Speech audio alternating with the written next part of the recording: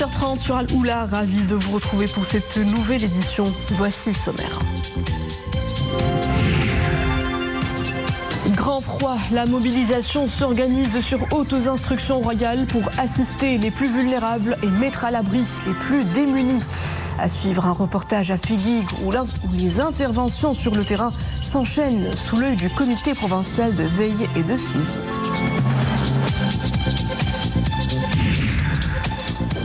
Quel rôle des agences de presse dans la gestion des crises sanitaires en Afrique ? La question fait débat au sein de l'Assemblée générale de la Fédération atlantique des agences de presse africaines. À Salé, expert des médias et de la santé, livre des regards croisés. À la clé, mieux faire face aux chocs futurs. Des regards croisés, c'est aussi ce que donne à voir l'œuvre du couple Torak, Larbi et Karima, deux artistes calligraphes qui s'inspirent de la lettre arabe pour créer des toiles authentiques. Un style pictural noble qui honore la passeuse du savoir islamo-arabe. Notre équipe est partie à leur rencontre. Bonsoir, le froid s'installe et atteint des pics sur les hauteurs. Cet épisode hivernal extrême se fait d'autant plus sentir aux abords des petites montagnes de l'Oriental. Ce soir, nous irons à Figuig, une région où le mercure s'abaisse souvent au-dessous de 0 degré pour aider les habitants à faire face au froid rigoureux. La mobilisation s'organise, autorités locales et comités provinciaux de suivi conjuguent leurs efforts. De gros moyens humains, matériels et logistiques sont mobilisés conformément aux hautes instructions royales. Reportage Rachid Leatabi sur un récit de Zakaria Moukinbillah. Une caravane médicale se dirige vers Sar'ish, dans la province de Figuig. Objectif, proposer des consultations et des prises en charge médicales aux habitants de cette localité rurale et des zones avoisinantes. En ces temps de grand froid, la solidarité est au rendez-vous pour venir en aide aux populations des zones éloignées des centres urbains. L'équipe médicale est constituée de 2 médecins, de 5 infirmiers et de volontaires. Nous fournissons aux malades des médicaments qui traitent particulièrement les coups de froid et les rhumes. Nous avons procédé à la réalisation du programme provincial de cette année avec l'organisation de 5 campagnes médicales au profit des habitants des douars concernés. Rmet, Belboul, Ouadlbour, Ma'dar el-Kirch et Qasr Ish. À la préfecture de la province de Figuig, le comité provincial de veille et de suivi tient une réunion de travail. Objectif, définir les axes d'intervention et les mesures nécessaires afin d'atténuer les effets de la vague de froid sur la population, et ce en application des hautes directives royales. Parmi les priorités, veiller à la poursuite de la scolarisation au niveau de la province. Il a été procédé à la distribution de couvertures au niveau des internats. En plus, il y a un certain nombre d'initiatives humanitaires lancées par des acteurs de la société civile qui ont offert des vêtements d'hiver dans les douars de Telsint et de Bouchaoun. Pour mener à bien ces opérations, différents services conjuguent leurs efforts, dont ceux de l'équipement, le but étant de faciliter la circulation au niveau des différents axes routiers et de désenclaver les zones montagneuses. La presse africaine en conclave à Salé, participant à la 8e Assemblée générale de la Fédération atlantique des agences de presse africaines. Journalistes et chercheurs en santé mènent une réflexion commune autour du rôle des médias dans la gestion des crises sanitaires en Afrique. Une mission qui s'articule autour du triptyque informer, éduquer et sensibiliser. Les développements en compagnie de Mohamed Touanina, Samir Asban et Iman Ablo avec Abdilal. Au-delà de l'information, la sensibilisation est une contribution précieuse à la gestion des crises sanitaires. Les agences de presse africaines s'imposent plus que jamais comme levier de promotion de la souveraineté sanitaire du continent.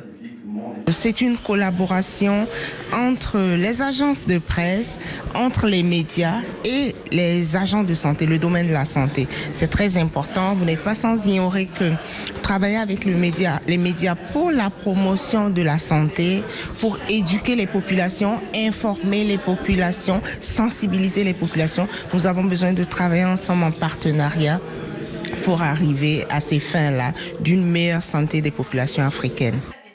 Le continent a longtemps été confronté à des défis sanitaires majeurs, particulièrement exacerbés lors des crises sanitaires, comme celle de la pandémie du Covid-19. Une crise qui a fait émerger le rôle des médias, qui étaient des frontliners.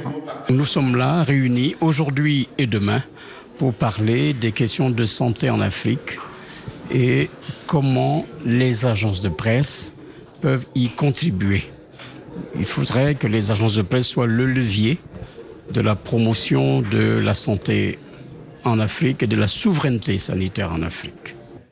10 ans après sa création, la Fédération atlantique des agences de presse africaines demeure un espace de réflexion sur l'avenir des agences de presse du continent et sur le rôle qu'elles doivent jouer au XXIe siècle dans leur diversité et leur spécificité. Une vision commune et façonnée et assortie d'actions concrètes.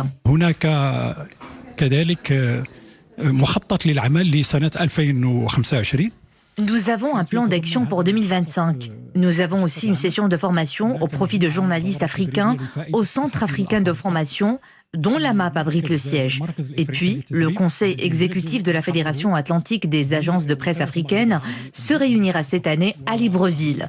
Au programme également, l'octroi du Grand Prix au meilleur article, à la meilleure photo et au meilleur reportage.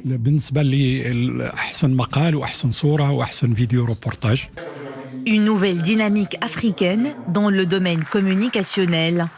Une démarche d'intelligence collective au service de la promotion de la souveraineté sanitaire dans le continent. La stratégie royale de lutte contre le terrorisme en Afrique fait écho au Conseil de sécurité de l'ONU. C'était lors d'un débat public placé sous le titre « Lutte contre le terrorisme » dirigé par l'Afrique et axé sur le développement. Le représentant permanent du Maroc auprès de l'ONU, l'ambassadeur Omar Hillel, y a décliné les principaux axes de cette stratégie nationale d'envergure fondée sur une approche multidimensionnelle, proactive et inclusive pour prévenir et éradiquer le terrorisme. Une stratégie qui repose sur 4 piliers: renforcement de la sécurité et de l'arsenal juridique, développement économique et humain, préservation de l'identité culturelle et promotion de la coopération régionale et internationale. C'est ce qu'a expliqué le diplomate. 10,24 millions, c'est le nombre de conteneurs traités en 2024 au niveau du complexe portuaire Tangemed. C'est l'équivalent d'une croissance de 18,8% par rapport à 2023. Cette performance est le résultat de la mise en service de nouveaux équipements et d'escales maritimes optimisées. S'agissant de l'activité roulier, 516 842 camions-tirs ont été traités par le port Tangemed en 2024, soit une croissance de 8,1% par rapport à 2023. Quant à l'activité passager, la structure fait état de 3 047 387 passagers à avoir transité par le complexe portuaire en 2024, soit une croissance de 13% par rapport à 2023. La campagne Marhaba constitue la principale période de transit des passagers. Autre chiffre clé, 142 millions de tonnes de marchandises manutentionnées en 2024, soit une augmentation de 16,2% par rapport à 2023. Dans le reste de l'actualité nationale, cette mise en échec à Imitanout d'une tentative de trafic international de 9,8 tonnes de Chira. L'opération a été menée par les éléments de la préfecture de police de Marrakech en coordination avec leurs homologues de Safi. Elle s'est soldée par l'interpellation en flagrant délit de 6 personnes dans la zone Adar, dans la commune rurale de Kouzmet, Imitanout. Parmi ces mises en cause, un agent d'autorité et un ancien élu. Les suspects ont été arrêtés pour lien présumé avec un réseau criminel s'activant dans le trafic international de drogue et de substances psychotropes. Ils ont été placés en garde à vue à la disposition de l'enquête menée sous la supervision du parquet compétent en vue d'élucider les éventuelles ramifications de cette affaire et de mettre la main sur les potentiels complices. Page Monde à présent, alors que la trêve entame son 4e jour à Rza, la situation se complique du côté de la Cisjordanie occupée. La ville de Jénine est prise sous les tirs nourris et les explosions au 2e jour de l'opération israélienne Mur de fer. Selon le gouverneur de la ville, Kamal Abou-Roub, l'armée d'occupation a rasé au bulldozer toutes les routes menant au camp de Jenin et à l'hôpital. Quelques 200 personnes ont été retenues dans l'enceinte de l'hôpital de Jenin en début de journée. L'Allemagne secouée par une nouvelle attaque au couteau dans le sud du pays, en Bavière. 2 personnes ont été tuées et 2 autres grièvement blessées. L'attaque, dont les motivations ne sont pas connues à ce stade, s'est produite vers 11h45 dans le parc de Skontal, causant la mort d'un homme de 41 ans et d'un petit garçon de 2 ans. La police locale dit avoir appréhendé un suspect afghan de 28 ans. À Los Angeles, les feux de forêt continuent de décimer des vies. Selon le journal ABC News, au moins 28 personnes seraient mortes depuis le 7 janvier. La ville californienne est à ce jour dévorée par les flammes. 2 incendies sont encore actifs. Après 3 semaines d'effroi, les habitants de la Cité des Anges entrevoient le bout du tunnel. La pluie, tant attendue, est prévue pour ce week-end.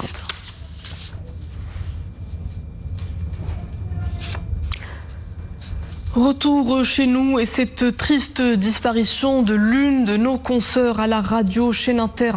La journaliste Loubna Draji a rendu l'âme hier dans la nuit à l'âge de 62 ans des suites d'un long combat contre la maladie. Après avoir décroché son diplôme à l'Institut supérieur du journalisme en 1988 à Rabat, la défunte a rejoint une année plus tard le service de l'information de la radio chaîne Inter, où elle a occupé le poste de rédactrice en chef. Feu Loubna Draji avait également pris les commandes de plusieurs émissions de débat sur les ondes de la radio chaîne Inter. Toutes nos pensées et nos sincères condoléances à sa famille, à ses proches et à ses amis. Nous sommes à Dieu et à lui nous retournons. De la culture pour clore ce journal, et c'est l'histoire d'un couple à la vie comme à la toile qui, à travers une exposition intitulée Arrière-plan et lettres, explore la beauté de la calligraphie arabe et de son ressenti. L'Arbi et Kalima mettent ensemble à l'honneur la lettre arabe dans toute sa splendeur. Abdellah Al-Shahab, Rachid Latsabi, le récit signé Maria Awad. Subtil, telle la tige de roseau inclinée sur une page en gestation, le trait de Arbi Tourak et de sa femme Kerima Boutmir, calligraphe elle aussi, s'incline devant la beauté intrinsèque de la forme, pensée et conçue comme un état de grâce. C'est la 2e édition de cette exposition collective intitulée Arrière-plan et lettres. Il y a 30 tableaux à observer et à méditer et tous contiennent des éléments de la calligraphie arabe et des lettres cursives. Le trait doit être équilibré pour qu'il puisse déployer sa spiritualité. Une exposition qui se laisse infuser, fruit d'un amour commun pour l'écriture, celle de nos ancêtres et de notre histoire millénaire, dont les racines remonteraient au 7e siècle.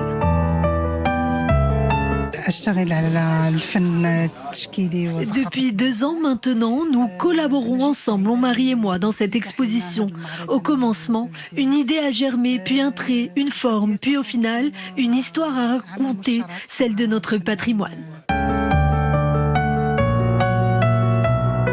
Merveille parmi les merveilles. Cette exposition donne à voir la musicalité de la langue arabe comme une correspondance permanente entre le réel et le divin. Je suis heureux d'être là et de contempler ces merveilles, pensées et conçues par mon ami l'Arbi Tourak. Son travail est exquis car il incarne avec finesse la beauté de l'écriture. Découvrir cette exposition, c'est aussi pénétrer dans le monde feutré des émotions, celle d'un couple qui, par amour pour son patrimoine, s'est livré à la plus belle des promesses, continuer la marche du trait comme une empreinte sacrée.